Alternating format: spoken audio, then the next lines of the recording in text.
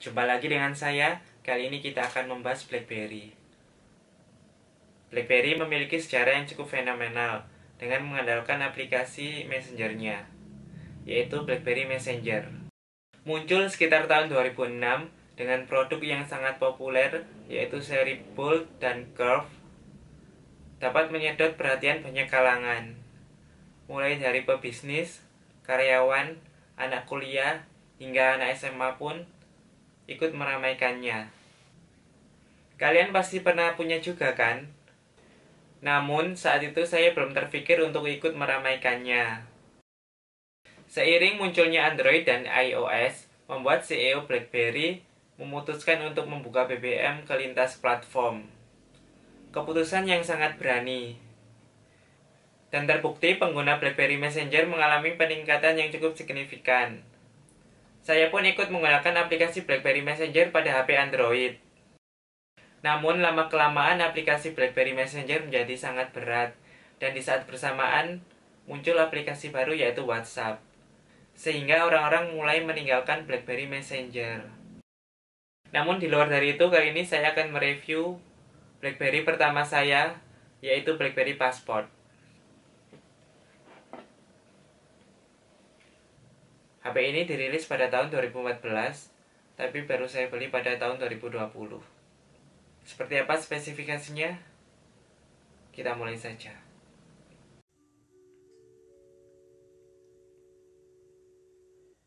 BlackBerry Passport Silver Edition. Nama Passport mungkin diambil karena desain ukuran HP ini seukuran dengan buku paspor. HP ini ibarat lukisan Mona Lisa ya, walaupun sudah tua tapi tetap menawan. HP ini juga nampak kokoh karena ditopang dengan bezel metal di seluruh bagian sisinya. Desainnya ini cukup unik dan nyeleneh ya. Dibekali layar sentuh dengan ukuran 4,5 inci dengan rasio 1:1. Namun di bawah layar juga terdapat fisik keypad sebagai ciri khas dari BlackBerry. Dan yang jadi lebih unik lagi dari keypad ini adalah keypad ini hanya terdiri dari 3 baris deretan huruf, di mana tombol spasi yang biasanya ada pada baris keempat disisipkan pada baris ketiga. Sehingga kita pasti akan kesulitan mengetik kalau belum terbiasa. Ditambah, keypadnya ini tanpa angka dan tanda baca. Satu-satunya hal yang membuat keypad ini menjadi keren adalah fungsinya yang dapat digunakan sebagai touchpad. Untuk memindahkan navigasi ke kanan atau ke kiri pada layar, kita cukup menggulir keypad ke kanan maupun ke kiri. Untuk di bagian kiri ini desainnya polos ya, tidak ada tombol sama sekali. Pada bagian bawah terdapat 2 speaker stereo dan colokan micro USB. Pada sisi bagian kanan terdapat volume down, volume up, dan tombol asisten. Pada sisi atas terdapat tombol on off dan jack audio 3,5. Pada cover bagian belakang, bahannya adalah plastik, namun bermotif kulit agar tidak licin saat dipegang. Ini adalah flashnya, dan ini adalah pelindung kamera 13 megapiksel. Untuk spesifikasinya, kita coba lihat menggunakan CPU Z.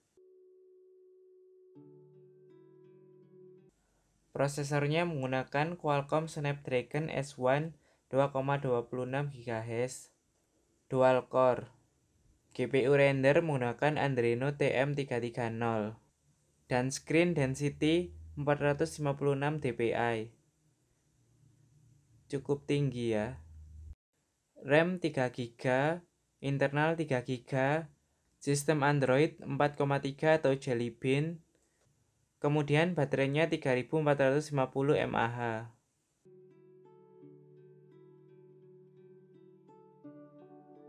Untuk di bagian atas terdapat sensor, speaker telepon, notifikasi lampu LED,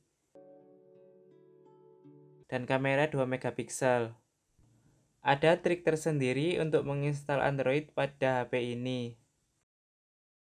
Yang pertama harus ada adalah Google Account. Di sini fungsinya untuk membuat akun Google. Kemudian adalah BlackBerry Google ID untuk menyambungkan OS BlackBerry dan Android. Kemudian adalah Google Play. Dari sini kita dapat mendownload segala aplikasi Android. Namun tidak semua yang berhasil kita download dapat berjalan lancar pada HP ini. Ini adalah mobile network, yaitu setting OS Android.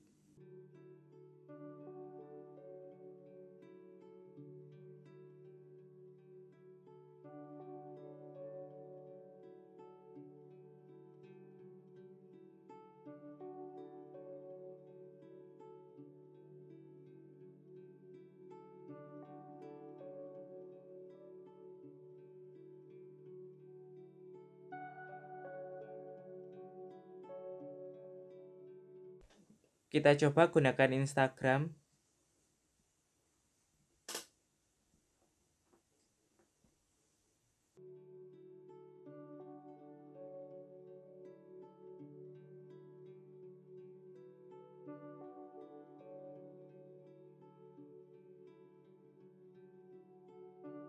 Di sini lancar ya gunakan Instagramnya. Namun ini adalah versi yang berbeda dengan yang ada pada Play Store.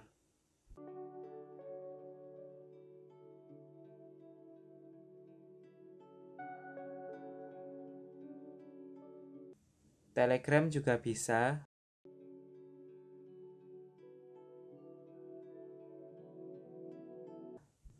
YouTube juga bisa.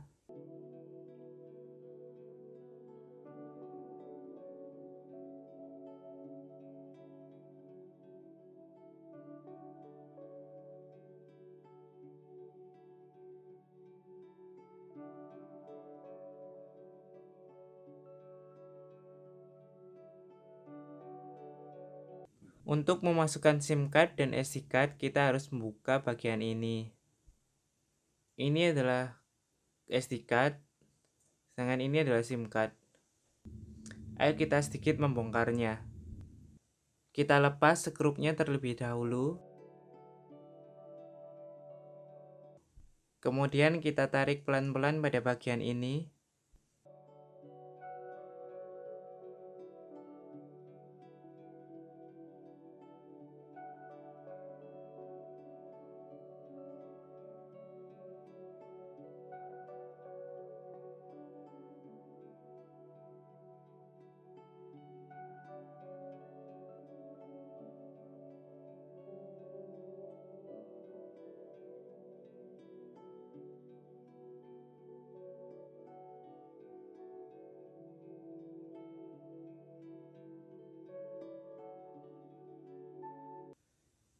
Ini lensa kameranya. Ini adalah saklar penghubung LCD, saklar penghubung baterai.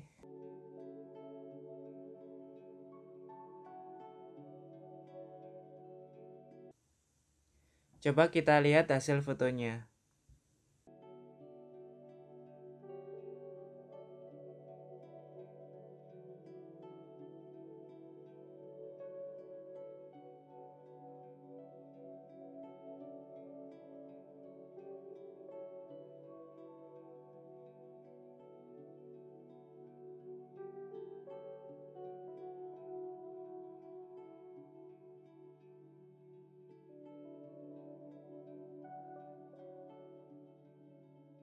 Untuk main game seperti Mobile Legends, PUBG, Free Fire, ataupun PES 2021, saya pikir HP ini tidaklah support. Untuk jaringannya, ini sudah mendukung untuk 4G LTE ya, dan juga sudah mendukung NFC. Kekurangan HP ini adalah karena menggunakan OS BlackBerry yang sudah sangat jadul dan sudah tidak tersedia untuk pembaruannya. Sedang untuk OS Android-nya hanya mampu diinstal dengan Android 4,3 atau Jelly Bean. Dapat kalian bayangkan sudah berapa aplikasi di Google Play yang tidak mendukung untuk Jelly Bean.